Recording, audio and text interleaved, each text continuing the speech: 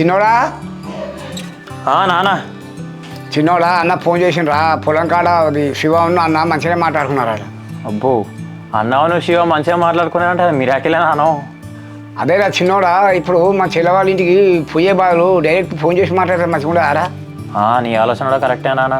ఎందుకంటే నువ్వు వాళ్ళ ఇంటికి పోయి సంబంధం గురించి మాట్లాడే విషయం ఫస్ట్ వాళ్ళకు కూడా తెలియాలి కాబట్టి ఎందుకైనా మంచిది ఒకసారి ఫస్ట్ అత్తతో ఫోన్లో మాట్లాడి బెటర్. సరేరా ఎందుకైనా మంచి మా చెల్లె కూడా ఫోన్ చేసి మాట్లాడితే మంచిగా ఉంటుంది. మా అన్న ఎందుకో ఫోన్ చేస్తాడు. హలో అన్న. చెల్లె అంత బాగా నానే అల్లుడు కోడళ్ళు అంత బాగానా? మేము బాగానే ఉన్నాం అన్న, మీరు ఎట్లున్నారు? మేము కూడా బాగానే ఉన్నాం చెల్లె. సరే అన్న.